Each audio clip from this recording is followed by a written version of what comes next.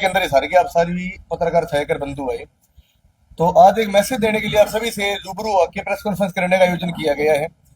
हमारे एडवोकेट विनोद कसमा जी, जो बड़े लंबे टाइम से राजनीति में सक्रिय हैं और ना सिर्फ सक्रिय होकर समाज के हर प्रकार के मुद्दे उठाते आए हैं, जो कि पूर्व में हिसार बार्स एसोसिएशन के ऊपर डाल रहे हैं और फिलहाल जाट संस्था के लीगल एडवाइजर हैं।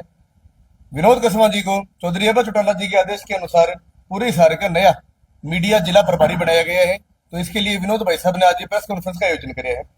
हमारे बराबर बैठे हिसार के बड़ी मेहनती संघर्षशील प्रधान जी सतपाल कांजला जी, हिसार के जिला अध्यक्ष, हमारे एडवोकेट प्रदीप सिंह बाजिया जी, जिला अध्यक्ष Indian National Lokdal legal cell से। तो साथियों, सबसे पहले तो विनोद भाई साहब को बहुत बहुत धन्यवाद।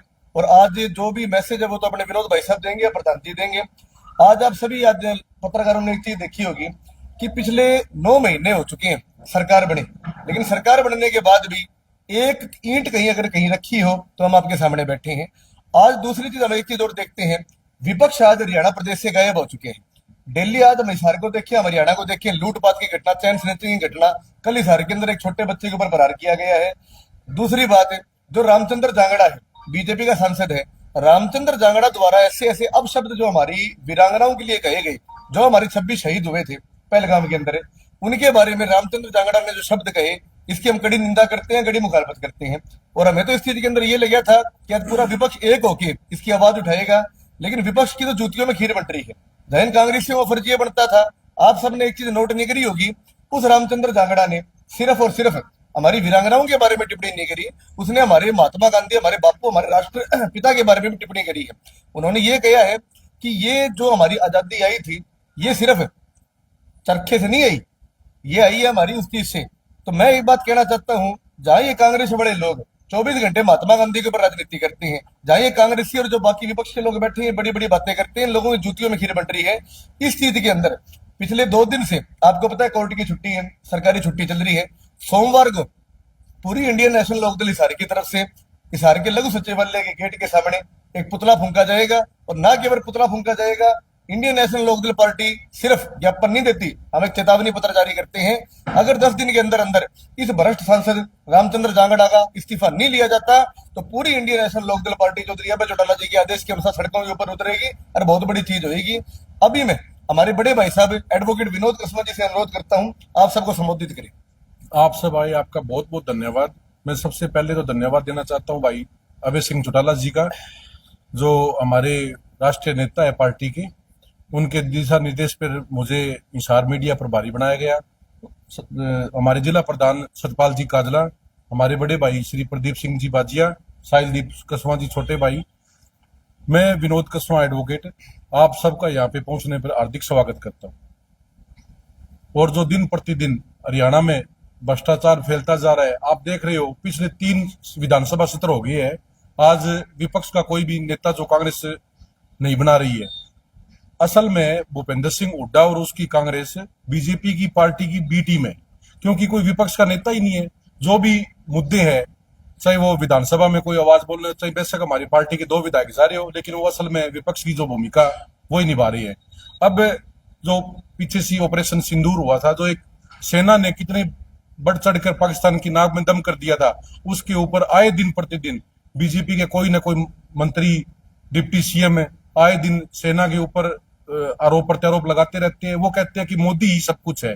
अब पीछे सी मध्य प्रदेश में जो विजय शाह वहां का मंत्री है, कैबिनेट सत्र का मंत्री है, उसने सोफिया कुरैशी के ऊपर ये बोला है कि उन्होंने तो वो तो आतंकियों की बहन है, उन्होंने अपने भाइयों का कत्ल किया है। बताओ कितनी कायराना जो है कर्नल सोफिया के ऊपर उसने टिप्पणी की है। उसके बाद मध्य प्रदेश का उप मुख्यमंत्री ने तो ये कहा है कि बीजेपी मोदी के आगे सेना, तीनों सेनाएं हैं जो अपनी वायु सेना, थल सेना, तीनों की तीनों सेना जो नमस्तक है। ये कोई कितना बेतुका बयान जो है जारी करते हैं, जो जिसकी जितनी भी निंदा की जाए वो उतनी कम है। उसके बाद अब जो हमारे हरियाणा से ही है रामचंद्र जांगड़ा जी, उसने कितनी गलत टिप्पणी की है। उन्होंने तो ये तक बोल दिया कि जो वहां पे शहीद हुए उनकी जो महिलाएं हैं, उन्होंने हथियार नहीं उठाए वरना वो आतंकवादी पकड़े जाते हैं। मैं पूछना चाहता हूँ, रामचंद्र जांगड़ा जी को भेज दे, अगर वो पकड़ लेते तो। मतलब आए दिन कितनी बड़ी बड़ी मतलब ये जो मतलब गलत बातें बोलते हैं, सेना के ऊपर लाछन लगाते हैं, ये समझते हैं कि मोदी ने ऐसे हर साल में हर सरकारों में होता है। बीजेपी को अब जो बढ़ा चढ़ा के ये बोल रही है, मतलब कुछ भी पता नहीं है इनके मंत्रियों को। पीछे से मोदी जी ने टिप्पणी भी जारी की भी जो मंत्री है वो कम बोले। उसके बाद जो बड़ी बड़ी बातें करते हैं ये कहते हैं कि हम पाकिस्तान का पानी रोक देंगे। अब पीछे से 6 दिन पहले बारासमुंद ब्रांच टूटी है आंसी से निकल के कैंट के आसपास। 6 दिन हो गया वो पानी नहीं रुका गया। ये पाकिस्तान का पानी रोकने की बात कर रही है। आप लोग देख ही रहे हो, उसकी वजह से वहां पीछे एक बिजली बोर्ड था, उसके अंदर जो पानी भरा पड़े है, 6-7 गांव लगभग 250-300 ढाणियां हैं जो बिजली से प्रभावित हो रही है। बात ये पाकिस्तान का पानी रोकने की बात कर रही है। गए तो थे जी विधायक जी कसी लेके। कस्सी से कोई पानी रुका करता है क्या बताओ? कोई खेत का नक्का थोड़ी रोक रहा है जो विधायक जी कस्सी लेके वहां पे लग गए मीडिया में फोटो खिंचवाने के लिए कस्सी ले गई। ये तो गलत बात है ना। कितनी जेसीबी 6 दिन हो गए, प्रशासन 5 बार तो हिसार का जो डीसी है वहां जाया, अभी भी पानी मतलब धीरे धीरे चल रहा है। कितने 500 क्यूसेक उस नहर के अंदर पानी था, सारा बर्बाद हो गया। लगभग 6-7 गांव थे वो पूरे जलमग्न हो रही है। वहां पे फसलें थी, बड़ी मुश्किल से तो मतलब लोगों ने ट्यूबवेल के साधन से, पहले जब फसल का टाइम आया तब पानी नहीं छोड़ा, और लोगों ने जो ट्यूबवेल के माध्यम से जो थोड़ी बहुत नरमे की बिजाई करी है वो उसमें जल भराव हो गया। पिछली बार की तुलना में अगर आप बात करें तो 10% कपास की बिजाई हो पाई है, क्योंकि मेन मार्च और अप्रैल और मई तो बंदी रही है 3 महीने की। पानी लोगों को पीने का भी पानी नहीं है। 500 हजार रुपए में जो टैंकर है वो उससे लोगों ने अपने घरों की डिग्गियों में डाला है, उससे पानी पीने का काम कर रहे हैं। वकील साहब 2 बड़े मुद्दे हैं। नहर सफाई के लिए 2 महीने बंद करते हैं, नहरों का हाल आपने देखा, मरे हुए जानवर पड़े, कूड़ा करकट पड़ा है, सफाई का पैसा खर्च बचा। कुछ नहीं, ये सब घोटालाबाजी करने के लिए जो नहरों की सफाई का एक पीरियड होता है, एक्शन एसडीओ सब इसमें मिले हुए हैं। नहरों की सफाई के नाम के ऊपर 10-10, 15-15, 20-20 लाख रुपए की जो है मतलब दिखा के 2 दिन और खाली बिल में चढ़ा देते हैं। सफाई नाम की कोई व्यवस्था नहीं है। एक सिर्फ ये बारासमुंद ब्रांच टूटी, एक सफेदा टूटा था आंधी के कारण, पूरी रात वहां पे कोई किसी ने संभाला नहीं।